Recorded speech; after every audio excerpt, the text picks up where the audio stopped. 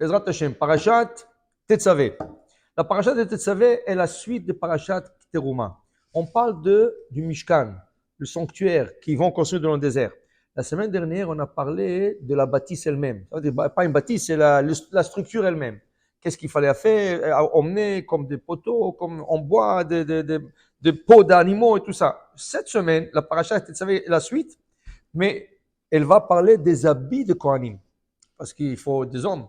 Les hommes qui vont servir, c'est les Kohanim. Qui d'ailleurs ont remplacé le premier-né. C'est le premier-né, tout le premier-né qui devrait faire le service. Mais comme il y avait quelques-uns qui ont fauté pendant la faute du veau d'or, on les a remplacés par la tribu de Lévi, où il a sorti une branche qui s'appelle Kohen, et ce Kohanim-là, c'est eux qui vont servir dans le sanctuaire. Maintenant, il leur faut Begadim. Dit la Torah, Ve'ele Begadim. Et voici les habits qu'ils vont porter. Okay? Ketonet, Choshen, Ve'ephod, Um'il, Tonet, Tashbetz, Mitznefet, Ve'avnet. Alors il y a des habits de base, 4 habits de base. Le Kohen régulier, ceux qui vont faire le service chaque jour, et ils vont porter une tunique blanche, okay? Faite en lin. Ensuite, ils ont des pantalons faits en lin. Ils ont une ceinture aussi en lin. Et ils ont un chapeau qu'on appelle mikba'at. Et ce chapeau, il fait aussi en lin. Maintenant, ça, c'est les 4 habits de base. Cohen qui rentre et qui lui manque un habit, la ceinture. Il n'arrête pas mis la ceinture. Mais il a déjà entamé le service, Chayav Mita. Ça, c'est une des lois les plus strictes. Tu ne peux pas te présenter à la maison de Dieu sans les habits nécessaires. Okay? Tu vas au travail, tu es un policier, tu ne vas pas venir en jeans. Tu es un pompier, tu ne vas pas venir en tuxedo. Chacun a besoin de respecter son uniforme. Ça, c'est l'uniforme de Kohen Hediot. On ajoute là-dessus le Kohen Gadol, que sur les 4 habits de base, il aura 4 habits de plus. Lui, il aura, par exemple, il aura un manteau bleu, okay? Par-dessus la tunique blanche.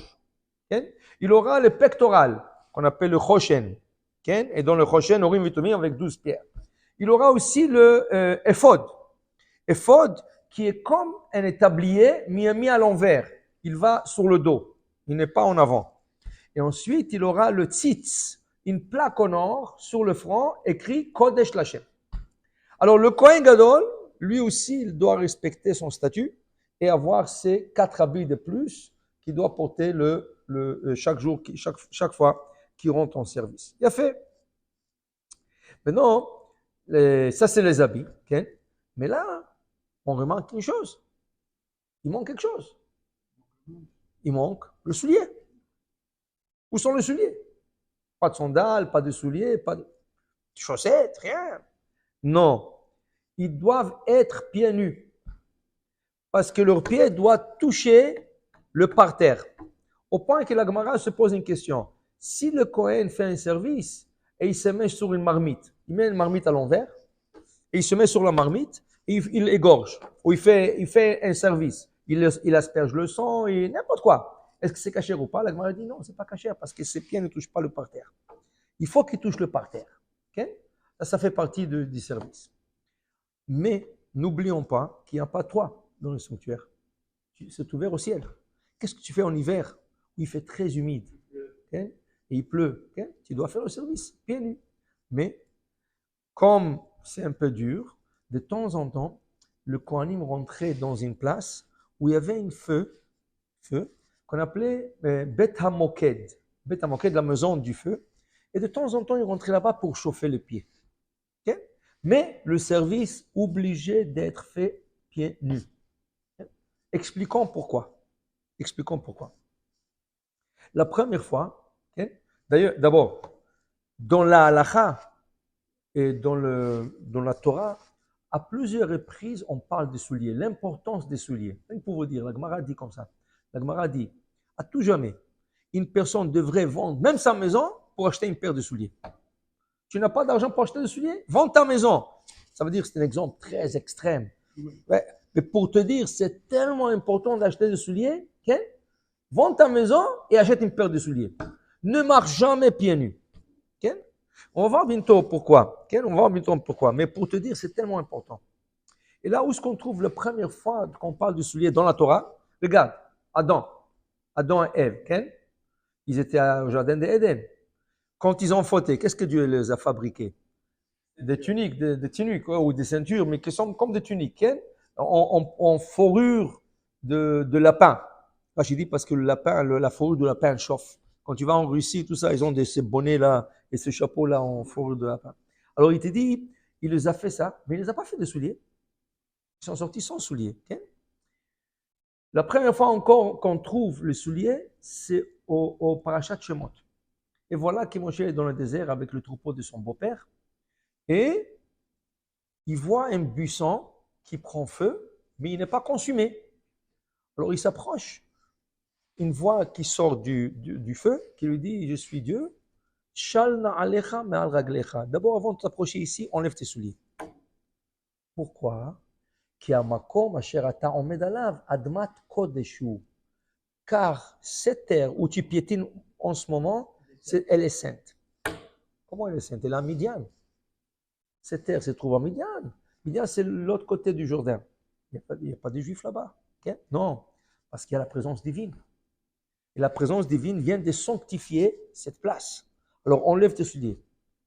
Pourquoi? Dit le Tamé Aminagim, il explique. Parce que Adam, il était au jardin d'Éden, il était pieds nus. Okay? C'est quand il a commencé à faire du soulier, il s'est fait un paire de souliers quand il a été expulsé de Gan Eden. Pourquoi? Dieu lui dit, Arora a Adama ba'avorecha. La terre sera maudite pour toi. Parce que tu as fauté, la terre est maudite. Ah, la terre est maudite. Je ne peux pas mettre le pied par terre. Donc Dieu lui dit, fabrique-toi d'une paire de souliers pour que tes pieds ne touchent pas le parterre. Parce qu'il y a une malédiction sur la terre. Alors, tu dois avoir une séparation qu'on appelle hatzitza entre toi et la terre. Mais quand il s'agit d'un endroit saint, sacré, au contraire, il faut toucher le parterre. C'est pour ça qu'Hachem, qu'est-ce qu'il dit à Moshe? Shalna alecha mal raglecha. Enlève tes souliers. Ici, il n'y a pas de raison de mettre de souliers. Pourquoi? Car l'endroit où tu piétines en ce moment, Admat Kodesh. Okay? Si je me permets de poser une question. Tu peux te permettre. Ouais. Les Arabes aussi, c'est une des raisons qu'ils enlèvent leurs souliers pour rentrer dans le. Ils ont copié sur nous. Oui, d'accord. Oui. Au début, quand on rentrait dans une synagogue, on enlevait les souliers. Mais dès que les autres religions ont commencé à nous copier, il ne faut pas se ressembler à eux. Alors on a commencé à mettre le soulier. Okay? Mais au début, tu rentrais dans une synagogue, okay? Tu enlevais le soulier. Par respect. Okay? Surtout en hiver, que tu rentres avec la boue. Okay? Et des fois, tes souliers sont sales et tout ça. Tu enlèves tes souliers, tu viens prier. Mais une fois que tu as fini, tu vois. Mais comme ils ont pris notre coutume, qu'on copiait, on a enlevé ça. Okay? C'est la première fois qu'on se rencontre avec l'histoire des souliers. Mais ce n'est pas la seule fois. Il y a plusieurs halachot, il y a plusieurs lois qui parlent de souliers. Je vous donne un halakha. Tout au début du Shulchan Aruch, tout à fait au début, il te dit comment mettre tes souliers le matin. Tu mets le soulier droit, ensuite tu portes le soulier gauche, ensuite tu attaches la lacet du gauche et ensuite tu attaches la droite. Pourquoi? Parce qu'on trouve que la lacet, elle est importante au niveau de tes filines. Parce qu'il y a un lacet sur aussi la main. Tu as un lacet sur la main, un lacet sur le pied. Sur le pied, c'est le soulier, et sur la main, c'est le tefilin. Comme le tefilin, on le porte à gauche, et la lacet, on tourne la main gauche, donc il y a une importance de gauche au niveau de la lacet. Alors on dit, que le Shulchan Aruch dit, il faut attacher d'abord le soulier gauche avant d'attacher le soulier droit. Donc c'est droite-gauche pour le porter, et c'est gauche-droit pour le. Je vais vous raconter une fois, mais pour l'audience ici aussi qui l'écoute, il y avait un soldat. Vendredi après-midi, il retourne de sa base militaire vers la maison. Il attend dans une station et il fait le puce. Il y a quelqu'un religieux qui passe, il dit, Efa ta'olech habibi? Omer Haïfa. Oh, Efo Haïfa? Omer Tirat Carmel. Ah, j'en gar shama, j'habite pas loin de là-bas. Allez, t'as monte, allez. Il monte et il essaie, c'est un religieux, et l'autre il est laïque. Il essaie de lui parler, Torah, Paracha. Voilà. Il dit, תשמע חביבי, אתה שם תפילים כל בוקר, tu mets les תפילים chaque matin. Il dit, אל תתחיל, כמה נרד, tu racontes שאני ארד, tu veux que je descends. Il dit, non, j'essaie d'être, tu sais, il y a rien qu'une conversation. Alors le religieux, il lui dit au Khayal, il dit, écoute-moi bien. tu sais, je peux te donner une mitzvah tellement facile à faire que tu la fais de toute façon, mais je t'explique comment la faire. Et quand tu fais, chaque fois que tu feras une mitzvah. Qu'est-ce que ça te dérange? De toute façon, tu vas le faire. Il dit, yallah, Kvod Arav, tu sais, tu m'as donné un lift, yallah. Qu'est-ce que tu as à me dire? Il dit, écoute, chaque matin, tu mets des souliers. Tu as des bottes, d'accord? Il fait. Mets le botte, toi, en premier. Ensuite, tu mets ta botte gauche. Tu attaches la gauche et tu attaches la droite. C'est une halakha de Shulchan Aruch et tu fais une grande mitzvah. Il regarde, tu te moques de moi. Il dit, non, non, je te promets, c'était une mitzvah.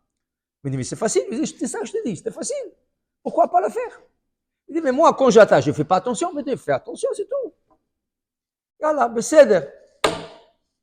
Je te promets, je vais le faire.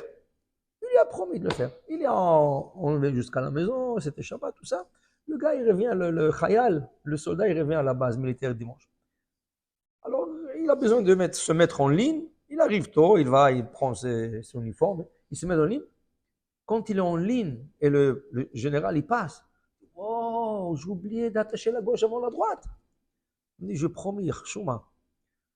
Alors, qu'est-ce qu'il fait? Il dit, comment je fais? Il dit, ok. Comment ça dit? Aïe, aïe, aïe. Le ventre, le ventre.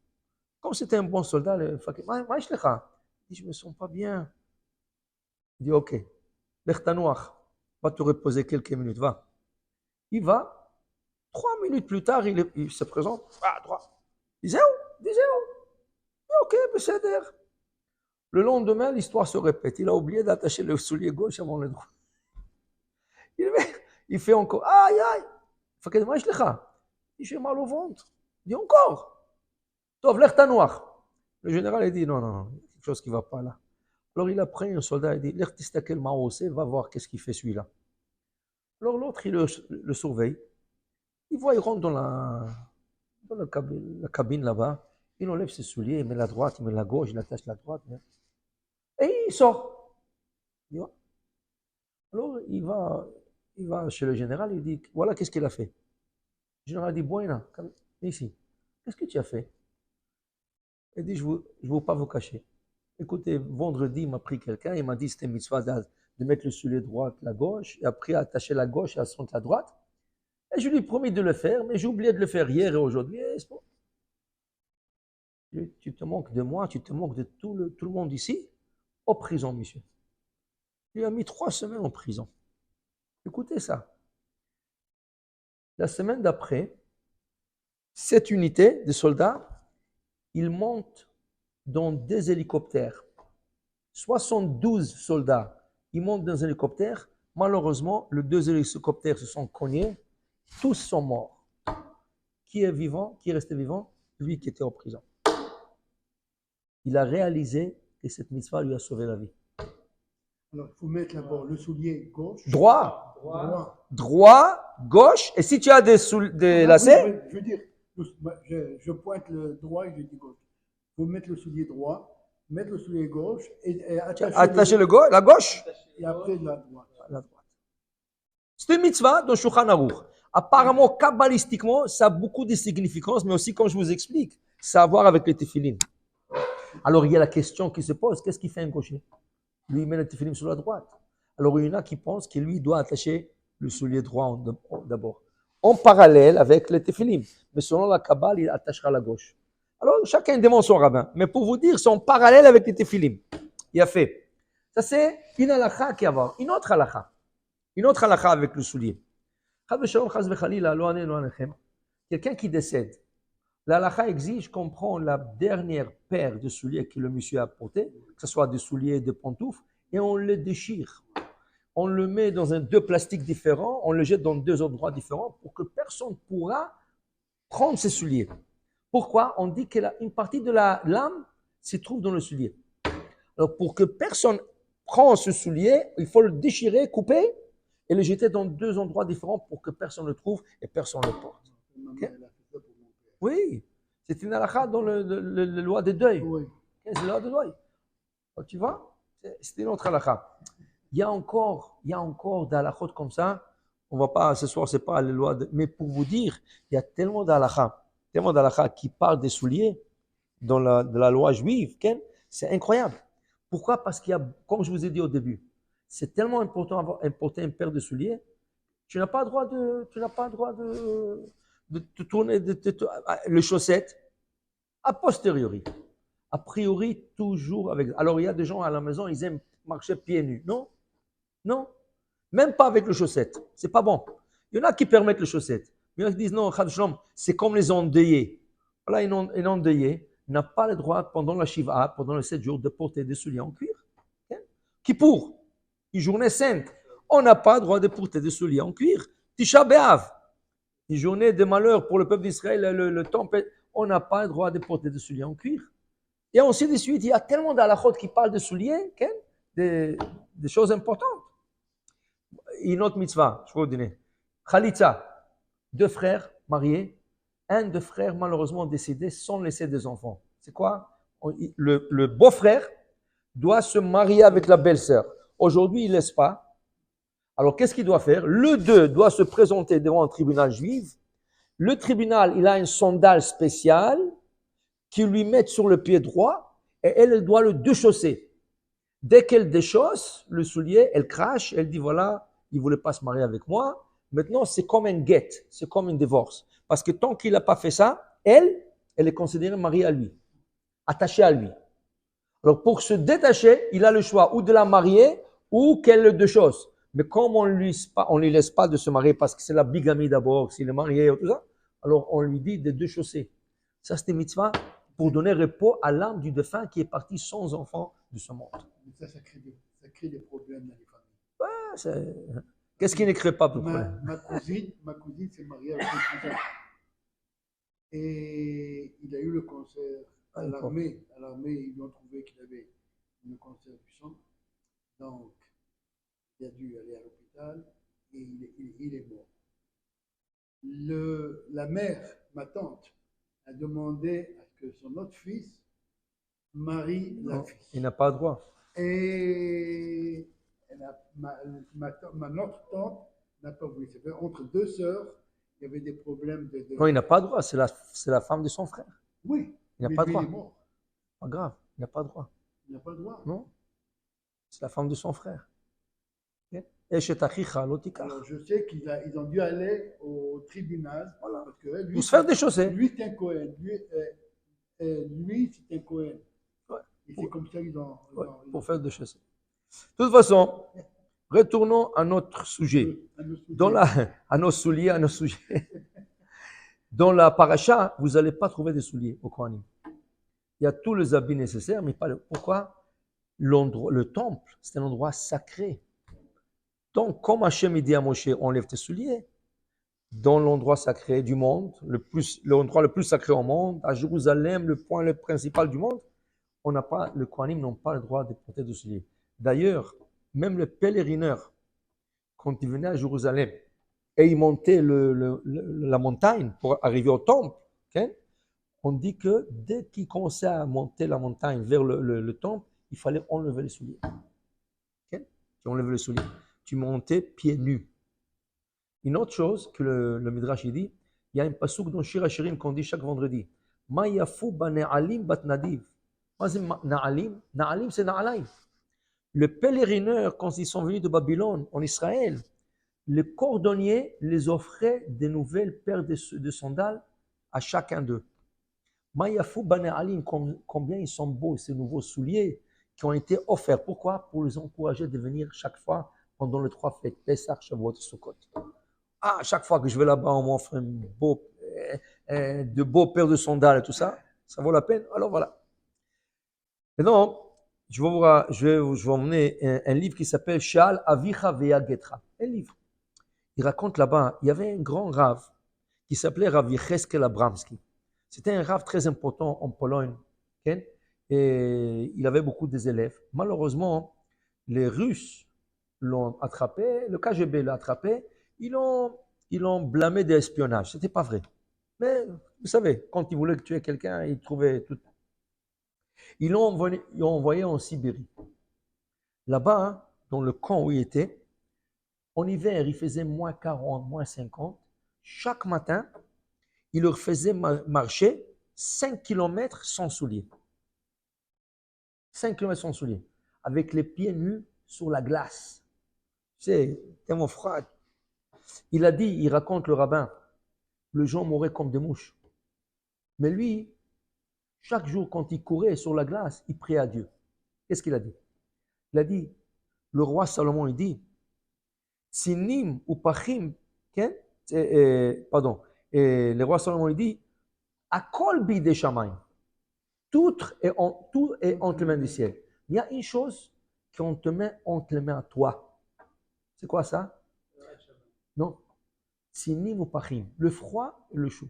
Qui veut dire, s'il fait très froid et tu sors sans manteau d'or, qu'est-ce que tu dis? Hachem Yazor!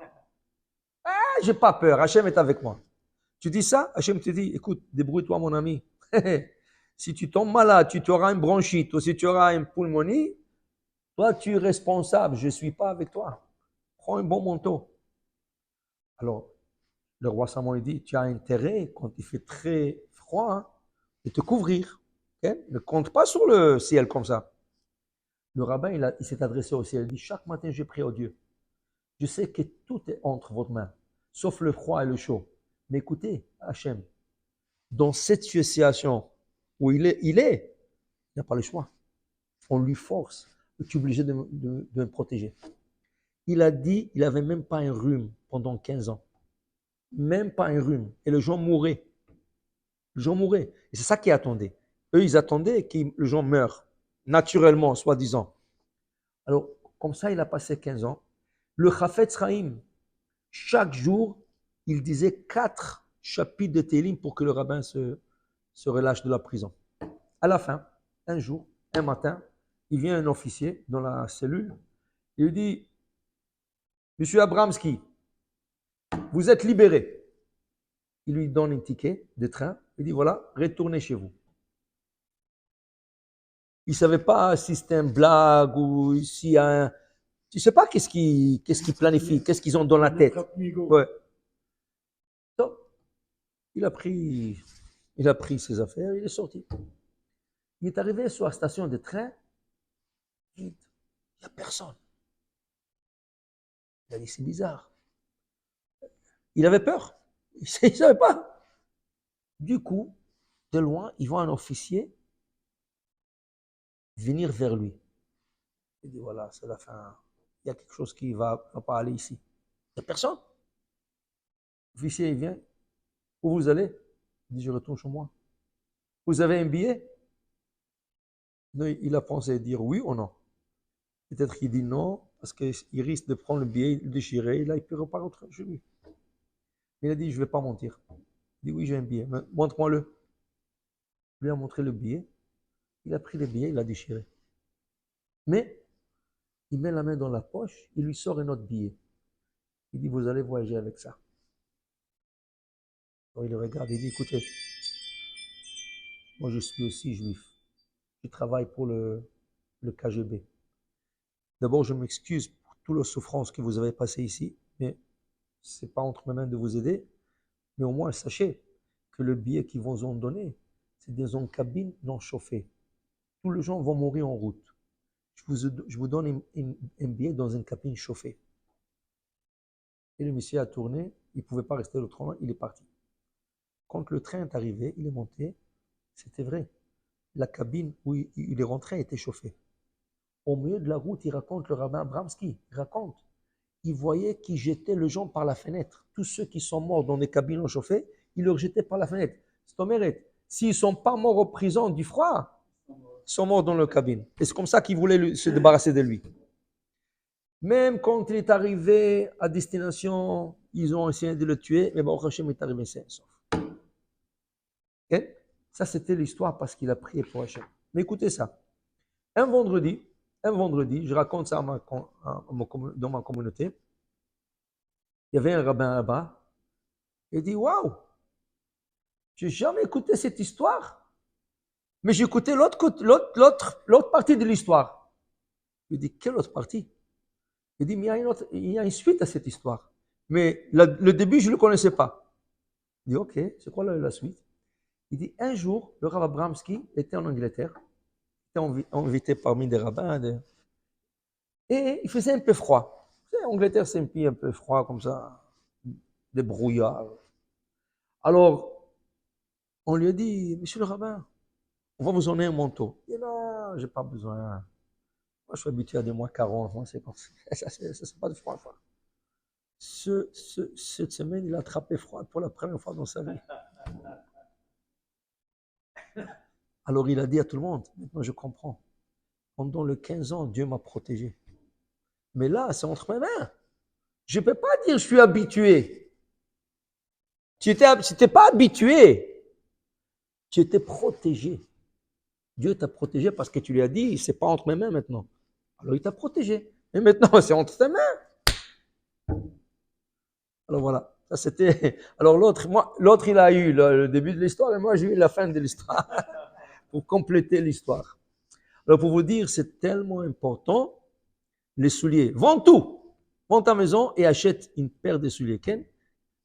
Ça c'est pour séparer entre toi et la terre, pour avoir cette séparation. Okay? Mais, par exemple, le Kohanim, quand ils montent faire Birkat Kohanim, est-ce qu'ils ne mettent pas souliers?